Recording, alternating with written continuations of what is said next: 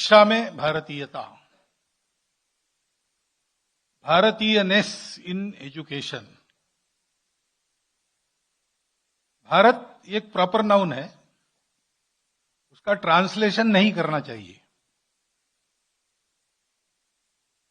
यद्यपि India that is Bharat है, लेकिन भारत भारत है। और इसलिए हमारी बातचीत में, लिखने में, बोलने में, व्यक्तिगत हो या सार्वजनिक हो, हमको भारत को भारत ही कहना चाहिए। किसी का नाम गोपाल है तो अंग्रेजी में हम उनको इंट्रोड्यूस करते समय ही इज मिस्टर काउहर्ट ऐसा नहीं कहते। गोपाल रिमेन्स गोपाल। से भारत मस्ट रिमेन भारत, क्योंकि भारत भारत है तो भारत के आइडेंटिटी का सम्मान है। If you lose your identity, what ever other meritorious quality you may have, you will never be respected, you will never be secure in this world. That is the thumb rule. आप जो है उसमें उत्कृष्ट बनो। विकास, विकास क्या होता है? Circus में हाथी फुटबॉल खेलता है, बंदर monkeys, they ride the bicycle. वो उनका डेवलपमेंट नहीं है। They are copying human beings. We will purchase tickets, giving our money, and go to see the feat, but we will never respect animals for that. Animal gets respect in his own jungle. Circus के शेर को हम डरते नहीं हैं, जंगल का शेर उसको रिस्पेक्ट मिलता है। शिक्षा में भारतीयता, भारत की शिक्षा में भारतीयता, because we are all Bharat and we have to stand on our own. So doing that, first we have to think what is Bharat, what is education. Education, we know what it is, to learn. But to learn what?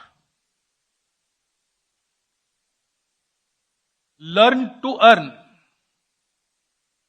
Only that? केवल उतना? वैसे देखा जाए तो earning और learning का कोई बहुत संबंध है ऐसा तो नहीं दिखता। There are many who have less education, they create some business and employ learned people as their employees. It always happens. आपको अपना पेट भरना है तो आप में हिम्मत चाहिए, दम चाहिए। मुख्य बात वो है। शिक्षा क्यों चाहिए? मनुष्य को शिक्षा की आवश्यकता क्या है? पेट भरने के लिए। That is a very natural instinct in all living beings. Zoology class में पहला चैप्टर है difference between living and non living. और मनुष्य जो करता है वो सब उसमें है। Locomotion, reproduction, injection, excretion, all these things are there. These are सामान्य, common qualities. आहार निद्रा भय मैथुन च सामान्य में तत् पशुभिर नराणाम। मनुष्यों का विशेष क्या है? अगर इतना ही करना है तो मनुष्य भी एक पशु है। लेकिन हम देखते ऐसा नहीं है, क्योंकि पशुओं को cognitive understanding, learning and evolving into a higher being, ये प्रोसेस नहीं है। So animal is a prisoner of fate.